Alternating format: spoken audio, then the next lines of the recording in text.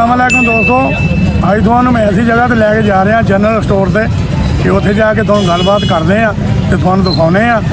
तो बाकी जिहड़ा वा इस तरह के मशहूर मरूफ जनरल स्टोर आ ते बाकी उत्थे जाके गलबात करते हैं, तुहानूं ना दिखाने तो। A few moments later. ਅਸੀਂ ਇਹ स्टोर ਤੇ पहुँच गए हैं ਤੇ ਤੁਹਾਨੂੰ सब कुछ दिखा रहे हैं। देखो ये बोर्ड लगे है जी, देखो जान करियाना। हाँ जी, हम चलते हैं अंदर। लो जी, देखो जी परफ्यूम दिखा रहा थानू। देखो ये इधर कस्टमर खड़े हैं, देखो जी ये भी खड़े हैं। इधर देखो जी, देखो जी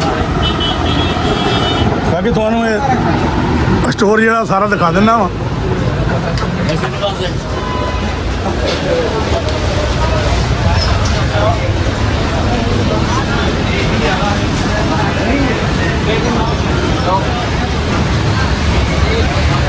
देखो जी माशाल्लाह बिल्कुल स्टोर भरिया पिया,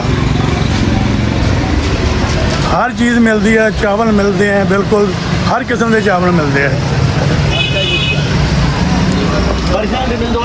हाँ साईं, हाँ परफ्यूम मिलते हैं। हाँ जी, हाँ भाई वेले परफ्यूम। ओए शर्म ना कर, चंगी तरह बोल। हमारे पास ये परफ्यूम बहुत अच्छा हाँ परफ्यूम यार ये शर्म करता। हाँ भाई, हाँ भाई, हमारे पास अच्छे परफ्यूम है, हर क्वालिटी के परफ्यूम मिलते हैं। यहाँ पर आए, हमारे पास परफ्यूम लें, चेक करें, अच्छी क्वालिटी के बहुत अच्छे परफ्यूम है। ये अल्फ़ा परफ्यूम और दूसरा दिखा।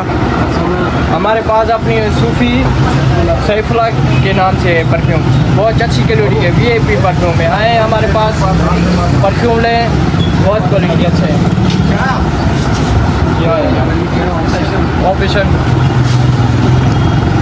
बोल ऊंची बोल, ऊंची गिला। वनीला क्रीम रेली, हमारे पास अच्छे परफ्यूम है, बहुत VIP गालू परफ्यूम। गालू लम्बी कराया कर, छोटी ना कर अच्छे कर। वाले परफ्यूम है हमारे पास, आए ले। ओके, खोल खोल खोले दिखा। हाँ बहुत अच्छे परफ्यूम है हमारे पास। ये दिसो दोस्तों, ये दिसो तो ये केड़ा केड़ा परफ्यूम आया न, तमाम भला परफ्यूम है। VIP 15-15 घंटे लगा लो, 15-15 घंटे की खुशबू नहीं जाएगी। ये देखो